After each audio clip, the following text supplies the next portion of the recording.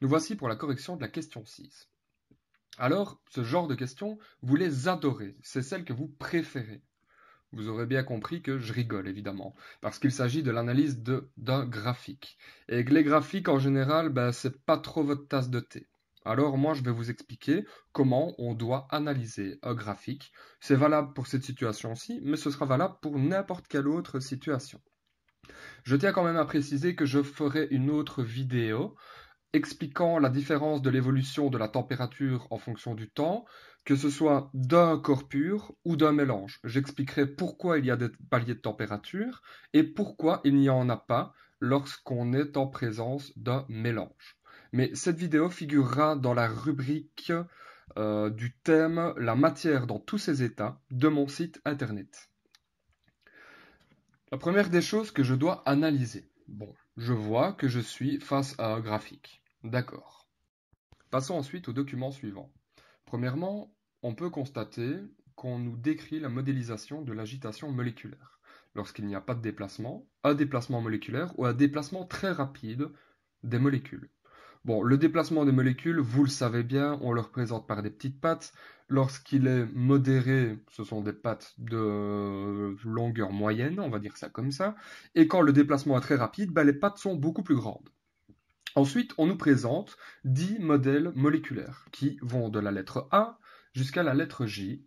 Et en fait, ces modèles moléculaires-là, on va devoir les associer à chacune des 5 étapes du graphique. Vous me suivez? On avait un graphique avec des numéros allant de 1 jusqu'à 5, avec différentes étapes, etc. Mais je vais y revenir. Et on va devoir associer chacune de ces étapes par rapport à un modèle moléculaire qu'on nous présente. Revenons au graphique. Avant toute chose, il faut bien comprendre de quoi on parle. Alors, chaque graphique doit forcément avoir un titre. Ici, le titre, c'est Évolution de la température de l'eau pure en fonction du temps. Je vois que j'ai l'évolution de la température, en effet. La température, c'est la variable dépendante. Rappelez-vous, je vous en avais parlé en classe. La variable dépendante, c'est l'axe qui est debout. Dépendant, ça commence par un D. Debout, ça commence par un D également. Et donc, c'est un moyen mémotechnique pour déterminer la variable dépendante. Ici, la température exprimée en degrés Celsius. Ensuite, j'analyse l'autre axe et on m'indique qu'il s'agit du temps. Le temps, c'est la variable contrôlée. Je vous en avais parlé aussi. Contrôler commence par un C, c'est comme coucher. Donc, l'axe qui est couché, il s'agit de la variable contrôlée. Dans notre cas, il s'agit du temps exprimé en minutes. Alors maintenant, revenons au titre. Évolution de la température de l'eau pure en fonction du temps. C'est très important de mettre en évidence qu'il s'agit d'eau pure. Et normalement, on aurait pu même ne pas vous fournir le titre du graphique. Vous auriez dû être capable de savoir qu'il s'agissait d'eau pure, parce que premièrement, j'ai un palier de température à 0 degrés Celsius, et j'ai un deuxième palier de température à 100 degrés Celsius. Or, 0 degrés Celsius est la température à laquelle la glace fond ou la glace se forme. Dans ce cas-ci, c'est de la glace qui fond. On est d'accord, parce qu'on est en train de réchauffer de l'eau. On le voit bien, la température augmente. Comme je vous l'ai dit, le premier palier est à 0 degrés Celsius et le deuxième à 100 degrés Celsius. Alors maintenant, nous allons analyser les différentes étapes de ce graphique. On va d'abord commencer par les températures négatives, que moi, j'ai mis en évidence par une couleur verte. Eh bien, en dessous de 0 degrés Celsius, vous savez que l'eau est sous forme solide. Il s'agit de glace. Je continue à chauffer cette glace. Et j'arrive, je constate, imaginez, je mets un thermomètre dans mon glaçon, et je constate que j'ai un palier de température à 0 degrés Celsius. Eh bien, c'est parce que la glace est en train de fondre. Alors pourquoi est-ce que j'ai un palier de température? Parce que toute la glace ne fond pas d'un coup.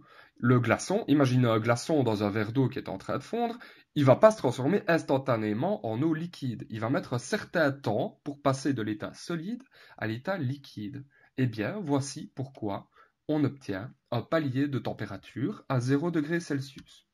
On continue l'analyse du graphique. Je vois que la température continue de grimper. Maintenant, le glaçon qu'on avait auparavant s'est totalement transformé en eau liquide. Et donc, on peut considérer que l'eau liquide est en train d'être chauffée.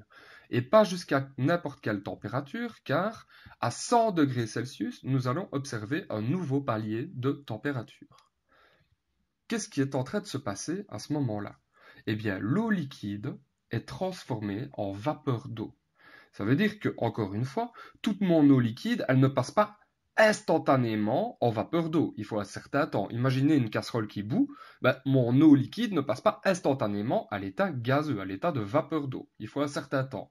Eh bien, ce temps correspond au palier de température.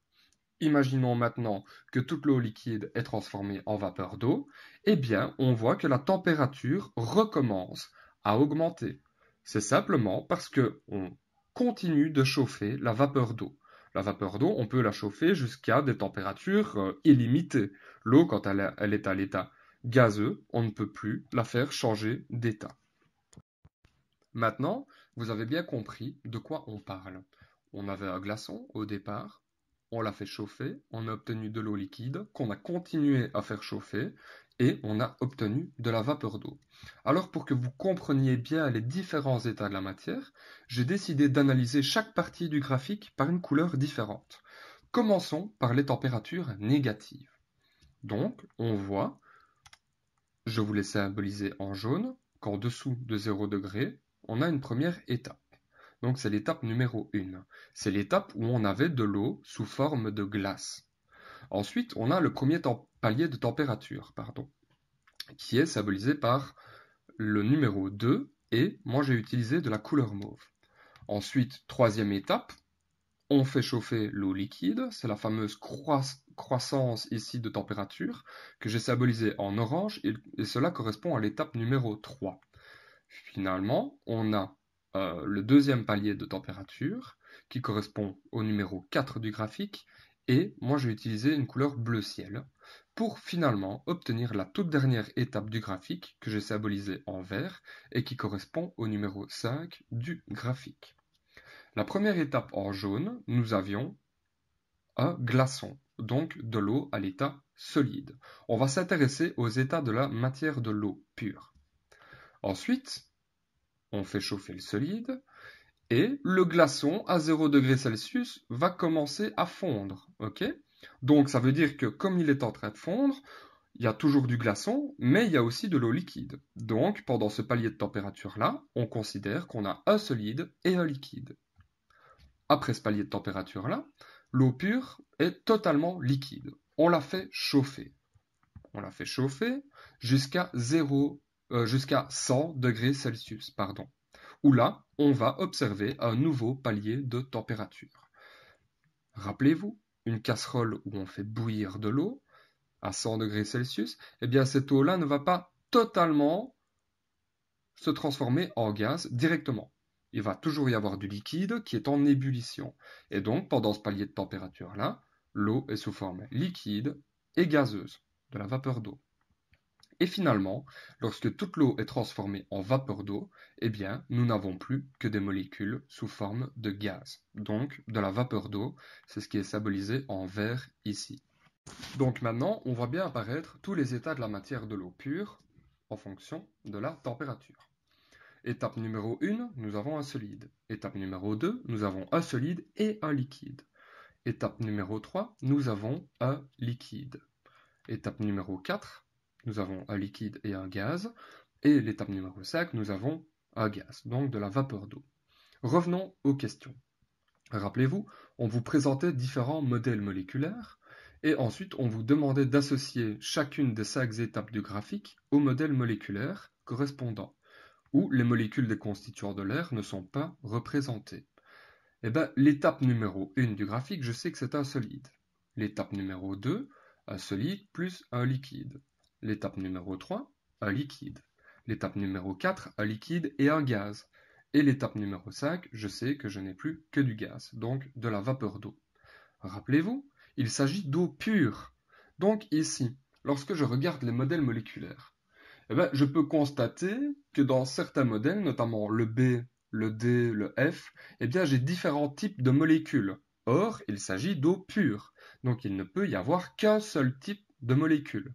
J'élimine donc le modèle moléculaire B, le D, le F, le H et le I, ainsi que le J. Est-ce que vous m'avez suivi? Donc, je les ai éliminés. Il ne reste plus que le A, le E et le G. Je vais m'intéresser au modèle moléculaire E. Je l'ai entouré. Eh bien, on constate tout de suite qu'il s'agit d'un solide. Pourquoi? Parce qu'il a une forme bien particulière, que les molécules sont rapprochées les unes des autres, etc. Vous connaissez maintenant. Eh bien, l'étape correspondante, c'est la numéro 1. Je savais bien que j'avais un solide. Je peux le mettre dans le tableau. Ensuite, l'étape numéro 2, j'ai besoin d'un solide et d'un liquide en même temps. Et regardez un petit peu le modèle moléculaire C. Je constate au milieu que j'ai bien un solide, parce que les molécules ne bougent pas, elles sont collées les unes aux autres, mais j'ai du liquide en même temps avec. Donc je sais qu'à l'étape numéro 2 correspond le modèle moléculaire C. Ensuite, pour l'étape numéro 3, il me faut un liquide. Il ne me faut qu'un liquide.